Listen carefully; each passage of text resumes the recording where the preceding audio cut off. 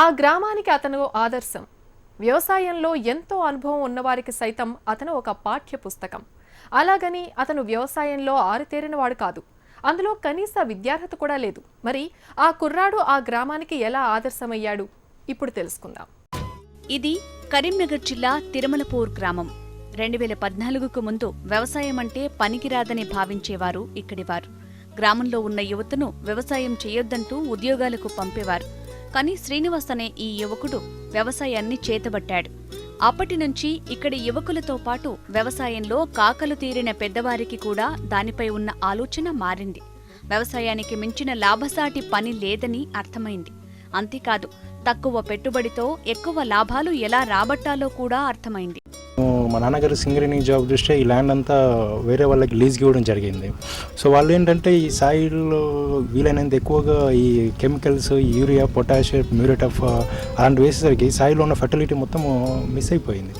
So నేను వచ్చిన తర్వాత జాబ్ చేసి రిజైన్ చేసి వచ్చేసిన తర్వాత ఇక్కడ కల్టివేషన్ స్టార్ట్ చేసిన తర్వాత I didn't get the good result అనమాట. అంటే నాకు కావాల్సిన ఈల్డింగ్ రావట్లేదు. ఇంకొకటి ఏంటంటే పెస్ట్ వీలైనంత ఎక్కువగా అటాక్ అవుతా ఉంది. సాయిల్ టెస్టింగ్ కోసం అనేసి సాయిల్ని నేను ల్యాబొరేటరీకి పంపిస్తే వాళ్ళు నాకు చెప్పేసింది ఏంటంటే సాయిల్లో వీలైనంత తక్కువగా కార్బన్ పర్సెంటేజ్ అండ్ న్యూట్రిషన్స్ తక్కువగా ఉన్నాయని చెప్పారు.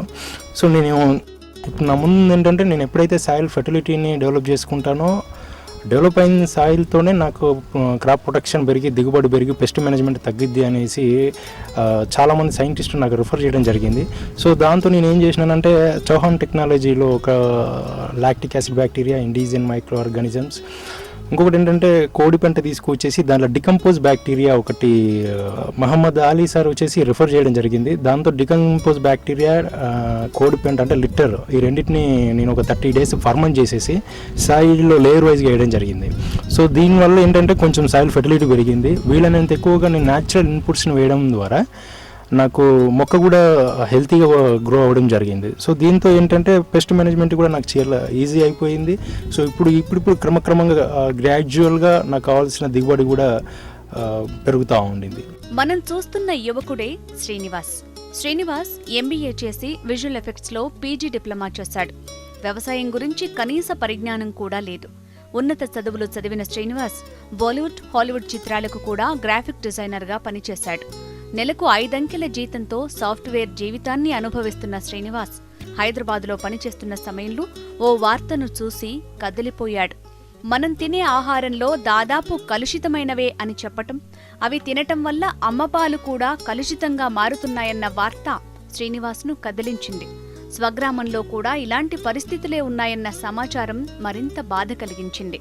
నేను చిన్నప్పటి నుంచి హెల్త్ ప్రియారిటీ చూస్తూ ఉండేదండి. అంటే నేను ముంబైలో జాబ్ చేస్తున్నప్పుడు ఒకటి టైమ్స్ ఆఫ్ ఇండియాలో ఏదో మ్యాగజైన్ ఆర్టికల్ రీడ్ చేయడం జరిగింది. దాంట్లో ఏంటంటే వీఆర్ ఈటింగ్ 1500 times పొల్యూటెడ్, అంటే కెమికల్ పొల్యూటెడ్ వంకాయ, క్యాబేజీ తింటున్నాము అనేసి ఒక ఆర్టికల్ బ్రీఫ్గా రీడ్ చేశాను. దాని తర్వాత ఐ వాజ్ షాక్డ్. రియల్లీ మనం ఇంత అంటే హెల్త్ కోసం, అంటే మనం బతికేదంతా కూడాను, అంటే ఇంత సంపాదించేదంతా కూడాను ఆరోగ్యంగా ఉండడానికి, హ్యాపీగా ఉండడానికి, end of the day 40-30 years వరకు ఎక్కువ హార్డ్ వర్క్ చేస్తున్నాము. 30+ తర్వాత అందరూ కూడాను హాస్పిటల్కి వెళ్ళడం జరుగుతూ ఉండింది. సో ఐ వాజ్ రియలైజ్డ్ ఏంటంటే ఎక్కువగా ఈ ఫెర్టిలిటీ, అంటే ఈ కెమికల్స్ని ముఖ్యంగా ఈ వంకాయ, క్యాబేజీలో వీలైనంత ఎక్కువగా, అంటే రైస్లో వచ్చేసి హ్యావ్ సీన్ ఒక ఆర్టికల్లో చూశాను, ఈవెన్ దో మదర్ మిల్క్ కూడా విత్ కెమికల్స్తో పొల్యూటెడ్ అయిపోయి ఉన్నాయి అనేసి నేను ఒక ఆర్టికల్లో రీడ్ చేశాను.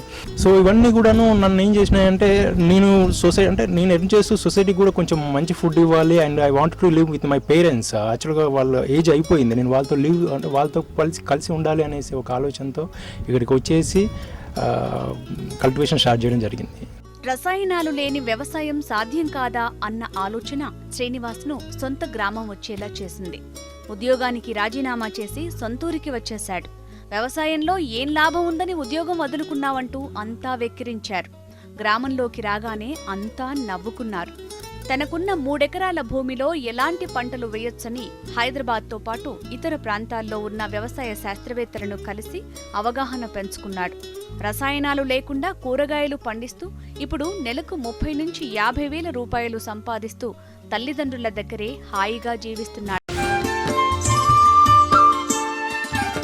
డ్రిప్ ఇరిగేషన్ ద్వారా నూతన వరవడిలో కూరగాయలు పండిస్తూ అందరికీ ఆదర్శంగా నిలుస్తున్నాడు శ్రీనివాస్.